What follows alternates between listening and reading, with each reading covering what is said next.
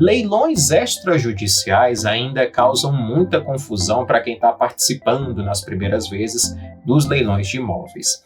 Eu quero te explicar nesse vídeo um pouco das informações mais relevantes dos leilões extrajudiciais para que você entenda de vez quando visualizar uma oportunidade, você vai saber logo ali se ela é judicial ou extrajudicial. Então vem comigo nesse conteúdo que você vai saber muito sobre os leilões extrajudiciais.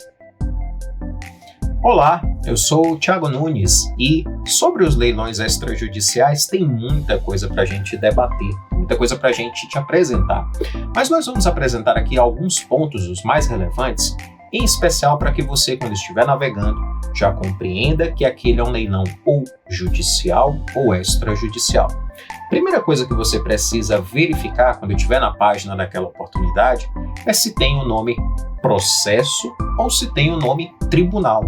Se essas duas palavras ou uma delas somente aparecer naquela página, é muito provável que você esteja lidando com um leilão judicial, ou seja, aqueles que vieram por determinação de alguma esfera do judiciário. E aí pode ser trabalhista, pode ser civil, pode ser federal. Nós vamos falar dos leilões judiciais num outro conteúdo. Porém, se você não visualizou nenhuma dessas palavras nessa oportunidade que você viu, muito provavelmente você está se deparando com um leilão extrajudicial. E os leilões extrajudiciais, eles são majoritariamente, a maioria deles, são oriundos dos bancos, das instituições financeiras.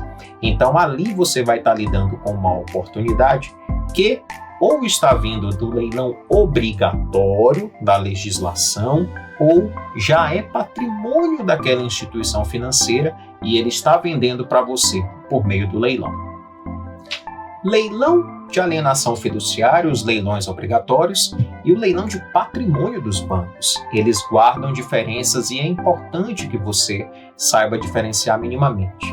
O leilão de patrimônio é aquele leilão que já passou pela legislação, já passou pelo rito obrigatório do primeiro e segundo leilões. Então, para que ele tenha passado por esses dois leilões, o leilão da alienação fiduciária, que nada mais é do que cumprir com o requisito da 9.514 que nós já citamos em outro vídeo e a gente vai falar mais posteriormente.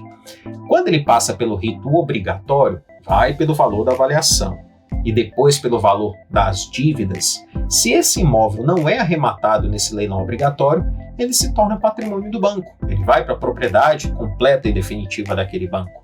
E quando chega nessa ocasião, o banco ele vai vender como ele melhor considerar, como ele achar melhor, mediante financiamento imobiliário, como fazem Caixa Econômica, Banco Santander, vai vender mediante parcelamento, como o Banco Bradesco, como o Banco Itaú, ou ele pode permanecer também vendendo só à vista. Nessa oportunidade, como o leilão obrigatório já passou, o leilão da alienação fiduciária, em que o banco está vendendo de acordo com aquelas regras específicas da legislação, quando vem para o leilão do patrimônio, o banco ele vende como melhor entende. Isso quer dizer o quê? Isso quer dizer que as regras que estão desse lado, no leilão convencional, no leilão de patrimônio, são diferentes, em especial no que diz respeito à forma de pagamento e aos débitos que podem ser levados com aquele imóvel no momento da arrematação. Nós já falamos nos nossos conteúdos anteriores a importância de ler o edital, tá? Então, não vai esquecer. E nos leilões extrajudiciais, nos leilões dos bancos, essa obrigação que você tem, ela não é menos importante. Então, você abriu o edital dessa oportunidade, observou que era um leilão da alienação fiduciária, um leilão obrigatório, você vai verificar ali que a modalidade de pagamento é somente à vista. Ele não vai te permitir pagar essa arrematação em formas parceladas, em modalidades a prazo. Mas se você abriu o edital desse leilão e você percebeu que ali tem formas de pagamento a prazo, tem financiamento, tem parcelamento concedido pelo banco, ali você se deparou sim com a oportunidade extrajudicial de leilão convencional ou leilão de patrimônio. E nesse último, é muito importante que você verifique todas as condições que estão apresentadas ali no edital, em especial os débitos. Eu te recomendaria, inclusive, se você puder dar um localizador, um Ctrl F, como a gente brinca aqui, você vai direto nessa palavra, débitos, porque nos leilões de patrimônio, nos leilões convencionais, é muito provável que a instituição financeira vá responsabilizar o arrematante por parte ou por todos os débitos que aquele imóvel contraiu, decorrentes da alienação fiduciária. Que débitos são esses? A gente está falando aqui, por exemplo, de apartamentos, de débitos de condomínio, se nós estivermos falando de casas, de imóveis comerciais, débitos de IPTU, ou você vai encontrar também aquelas instituições financeiras que vão dizer que até a data do leilão, até a data da venda pública, ela se responsabiliza por aqueles débitos.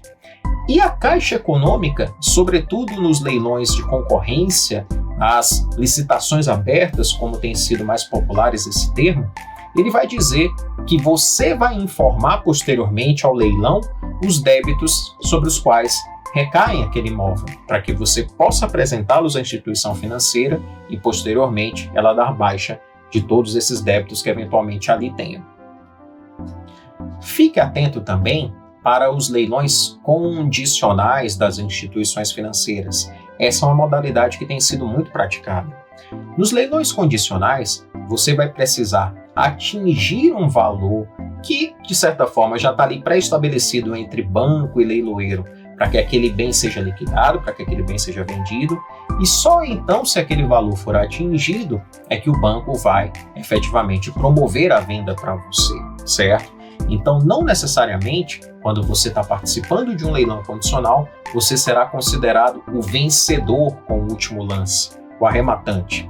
Na verdade, você vai aguardar a declaração do leiloeiro, que geralmente vai chegar pelo e-mail, afirmando que ou você é o vencedor, e aí vai te orientar, vai te instruir com relação às formas de pagamento e documentos que você vai precisar enviar, ou então ele vai dizer que o banco não admitiu aquele lance e vai apresentar para você um valor que o banco aceita para que o imóvel seja vendido.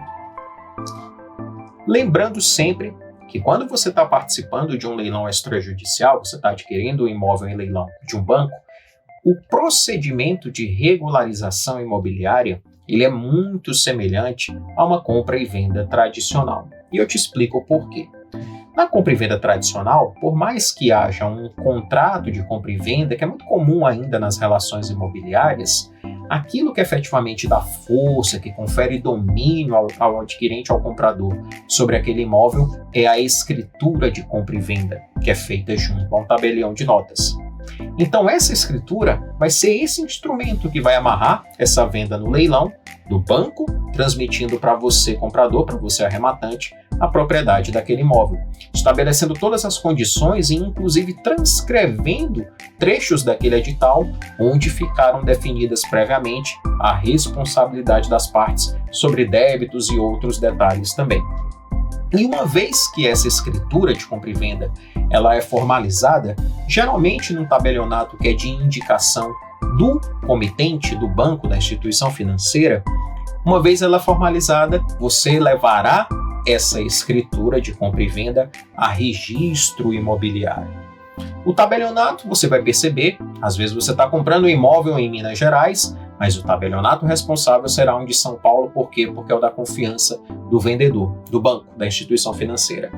Porém, o registro imobiliário ele é feito exclusivamente no cartório de registro de imóveis competente, que está na jurisdição ao qual é vinculado aquele imóvel. Então, a obrigação de regularização imobiliária após uma arrematação extrajudicial, ela não vai encerrar somente aqui na escritura de compra e venda.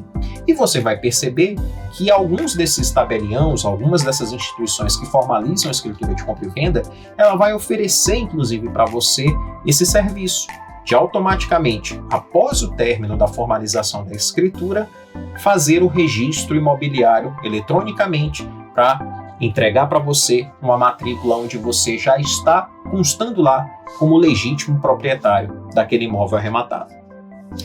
Olha, eu tenho uma expectativa muito positiva para os leilões extrajudiciais neste ano de 2024. E você sabe por quê? Talvez você tenha ouvido falar, passou por alguma notícia ou mesmo ouviu no jornal que foi aprovado o Marco das Garantias. Isso quer dizer o quê?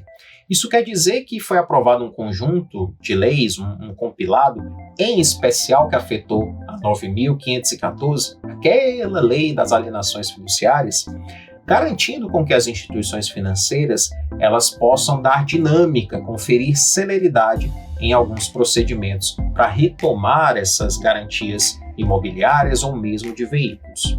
Alguma coisa não passou, claro, como por exemplo a retomada de veículos extrajudicial, isso não foi aprovado quando o texto chegou à sanção presidencial, mas aquilo dos imóveis, o que foi levado para os imóveis, praticamente tudo foi aprovado e foi aprovado inclusive a possibilidade das alienações fiduciárias em imóveis serem não só uma, mas mais de uma, serem duas, serem três, a depender do comprometimento daquele imóvel. Foi levado também e aprovado a possibilidade de determinados imóveis que vão a leilão da alienação fiduciária, se não forem vendidos no segundo leilão pelo valor das dívidas, serem vendidos por 50% da avaliação.